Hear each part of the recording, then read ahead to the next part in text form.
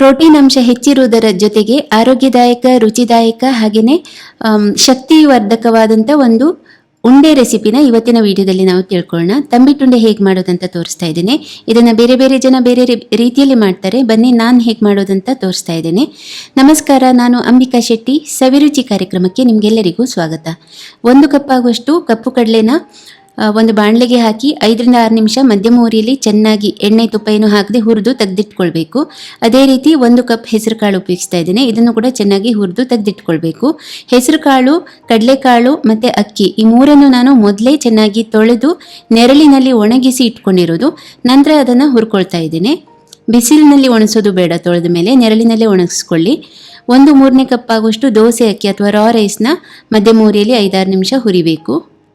1/8 cup ಅಂದರೆ ಸುಮಾರು 2.5 ದೊಡ್ಡ ಚಮಚ ಆಗುವಷ್ಟು ಉದ್ದಿನ ಬೇಳೆನೂ ಕೂಡ 2 ರಿಂದ 3 ನಿಮಿಷ ಮಧ್ಯಮ ಉರಿಯಲ್ಲಿ ಹುರಿದು ತೆಗೆದಿಡಬೇಕು. ಹಾಗೆಯೇ ಅರ್ಧ ಕಪ್ ಆಗುವಷ್ಟು ಶೇಂಗಾ ಬೀಜ ಹಾಕಿದ್ದೇನೆ. ಶೇಂಗಾ ಬೀಜ 1/4 ಕಪ್ಪು ಅಥವಾ 1/3 ಕಪ್ ಆಗುವಷ್ಟು ಹಾಕ್ಬೋದು. ಅದು ಕೊನೆಗೆ ಉಂಡೆ ಕಟ್ಟುವಾಗ ಹಾಕುವಂಥದ್ದು. 5 ನಿಮಿಷ ಹುರಿದು ತೆಗೆದಿದ್ದೇನೆ. ಶೇಂಗಾ ಬೀಜ ಒಂದನ್ನು ಬಿಟ್ಟು ಉಳಿದತನ ಅಂದರೆ ಕಡಲೆಕಾಳು, ಹೆಸರು ಕಾಳು, ಉದ್ದಿನಬೇಳೆ ಮತ್ತು ಹುರಿದಿರೋ ಅಕ್ಕಿ ಈ 4 ಸಾಮಗ್ರಿಗಳನ್ನು ಚೆನ್ನಾಗಿ ಮಿಕ್ಸ್ ಮಾಡ್ಕೊಳ್ತಾ ಇದ್ದೇನೆ. ಯಾಕೆ ಅಂತ ಹೇಳಿದರೆ ಅದನ್ನು ಒಟ್ಟಿಗೆ ಹುಡಿ ಮಾಡಲಿಕ್ಕಿದೆ ನನಗೆ.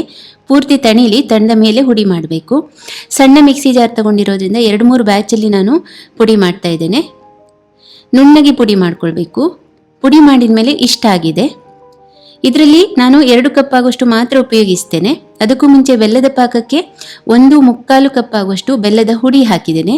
ಅರ್ಧ ಕಪ್ ಆಗುವಷ್ಟು ನೀರು ಹಾಕಿದ್ದೇನೆ. ಚೆನ್ನಾಗಿ ಇದನ್ನು ಕಲಕಬೇಕು. ಮಧ್ಯಮ ಉರಿಯಲ್ಲಿ ನಾವು ಕುದಿಸ್ಕೊಳ್ಬೇಕು. ಕಲಕ್ತಾ ಹೋಗಬೇಕು. ಮೊದಲು ಬೆಲ್ಲ ಪೂರ್ತಿ ಕರಗ್ತದೆ. ಬೆಲ್ಲ ಪೂರ್ತಿ ಕರಗಿ ಆದ ಮೇಲೆ ಇದಕ್ಕೆ ಕಾಯಿ ತುರಿ ಹಾಕ್ಕೊಳ್ಬೇಕು. ಒಣ ಕೊಬ್ಬರಿ ತುರಿನೂ ಹಾಕ್ಬೋದು. ಒಣ ಕೊಬ್ಬರಿ ತುರಿ ಹಾಕಿದರೆ ಇನ್ನೂ ಜಾಸ್ತಿ ಸಮಯ ನೀವು ಇದನ್ನ ಕೋಣೆ ಉಷ್ಣತೆಯಲ್ಲೇ ಇಡ್ಬೋದು. ನಾನು ಹಸಿ ತೆಂಗಿನ ತುರಿ ಹಾಕಿದ್ದೇನೆ. ಸುಮಾರು 1 ವಾರ 7 ರಿಂದ 10 ದಿನ ಇಟ್ಕೊಳ್ಬೋದು. ಈ ಉಂಡೆನ 4-5 ನಿಮಿಷ ಕುದಿಸಬೇಕು. ಒಂದೇಳೆ ಪಾಕ ಬರಬಾರ್ದು, ಆದರೆ ಸರಿಯಾಗಿ ಅಂಟುವಂಥ ಸಿರಪ್ ಆಗಬೇಕದು.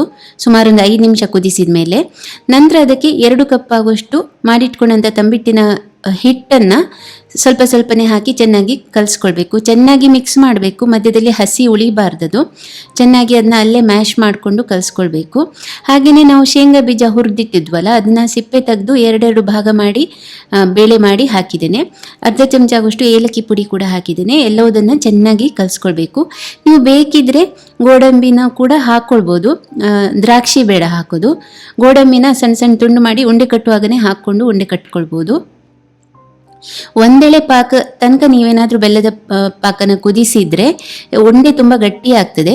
ಕಟ್ಲಿಕ್ಕೆ ಆಗ್ತದೆ, ಆದರೆ ಕಟ್ಟುವಾಗ ಬೇಗನೆ ಮಿಶ್ರಣ ಗಟ್ಟಿ ಆಗ್ತದೆ. ಇನ್ನೊಂದು ನೀವು ಉಂಡೆ ಗಟ್ಟಿ ಆದ ಮೇಲೂ ಕೂಡ ಉಂಡೆ ಒಂಥರ ಕಲ್ ಥರ ಆಗ್ತದೆ. ಅಷ್ಟು ಗಟ್ಟಿ ಆಗಬಾರ್ದು. ಹಾಗಾಗಿ ಒಂದೆಳೆ ಪಾಕ ಬರೋ ತನಕ ಬೆಲ್ಲದ ನೀರನ್ನು ಕುದಿಸ್ಲಿಕ್ಕೆ ಹೋಗಬೇಡಿ. ಅದು ಅಂಟಂಟು ಸಿರಪ್ ಆದ ಕೂಡಲೇ ಒಂದು 5 ನಿಮಿಷ ಕುದಿಸಿ ಆದ ಕೂಡಲೇ ಅದಕ್ಕೆ ಹುಡಿ ಹಾಕಿ ಚೆನ್ನಾಗಿ ಕಲಿಸ್ಕೊಳ್ಳಿ. ಆಗ ಸರಿಯಾಗಿ ಬರ್ತದೆ. ನಿಮಗೆ ಬೇಕಾದ ಗಾತ್ರಕ್ಕೆ ಉಂಡೆ ಕಟ್ಟಿ ಇಟ್ಕೊಂಡ್ರೆ ಆಯಿತು. ತುಂಬ ರುಚಿಯಾಗಿರ್ತದೆ. ನೀವು ತಂಬಿಟ್ಟು ಹುಡಿ ಮಾಡಿ ಇಟ್ಕೊಂಡ್ರೆ ಯಾವಾಗ ಬೇಕೋ ಆವಾಗ ಉಂಡೆ ಕಟ್ಕೊಳ್ಬೋದು. ಮಕ್ಕಳಿಗೂ ಇಷ್ಟ ಆಗ್ತದೆ, ದೊಡ್ಡವರಿಗೂ ಇಷ್ಟ ಆಗ್ತದೆ ತಿನ್ನಲಿಕ್ಕೆ. ನಿಮಗೆ ಈ ರೆಸಿಪಿ ಇಷ್ಟ ಆಗಿದೆ ಅಂತ ಭಾವಿಸ್ತೇನೆ. ಇನ್ನೊಂದು ರೆಸಿಪಿ ಜೊತೆ ನಾನು ಮತ್ತೆ ಬರ್ತೇನೆ. ನಿಮ್ಮ ದಿನ ಶುಭವಾಗಿರಲಿ. ಧನ್ಯವಾದಗಳು.